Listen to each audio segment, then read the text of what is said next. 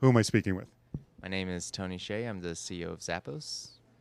And Tony, you were talking about the the importance of core values in your business, and that if you could start it all over again, you would have begun your business like that. And so, I guess you didn't know at the time, but if you were going to start with core values in a very very early startup, how does that manifest itself? Since there's so many other things you're worrying about at the startup. Yeah, I think I think it's actually a lot easier to do it early on because the later you do it, the more employees you have, and then the tougher it is to really get alignment around people's values. And when you're just starting out, it's much easier because all you have to really do is figure out your own personal values, or if you have co-founders, the co-founders' personal values, and then just make those the corporate values.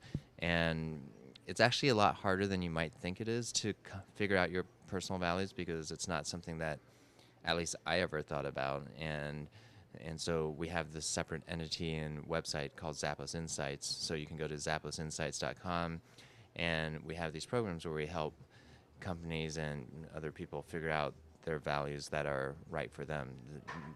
Part of that process is figuring out their personal values, and then from that, coming up with the company values.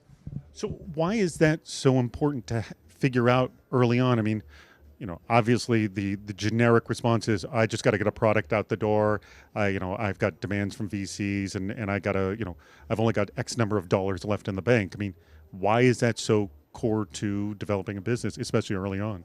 Yeah, no, you don't have to start or run a values-based company. It just really depends on what time frame you're trying to maximize for. If you're trying to maximize for the value of the company in a relatively short period of time, then values may or may not make sense. If you're trying to maximize for the value of a company over 10 years, 20 years, and for the long term, then research has actually shown that companies that have values, that have strong cultures based on those values, actually outperform their peers in the long run. So there are definitely people that want to try to build something, sell it, and do that all within a year.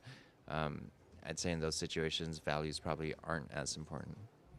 Well, and that's understandable that you didn't think of this early on. How would you know that you'd have a 10, 20 year, old company when you start out, right?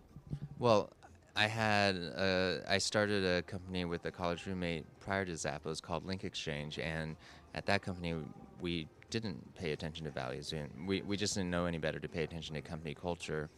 And as we were growing, it was exciting, and uh, we hired people that had great skills and experiences and so on, but not all of them were great for the culture. And by the time we got to 100 people, I myself dreaded getting out of bed to go to my own company, which was a weird feeling.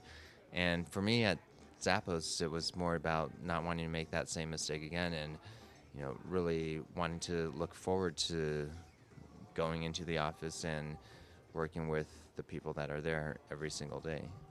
So does values just really boil down to quality of life and quality of work life?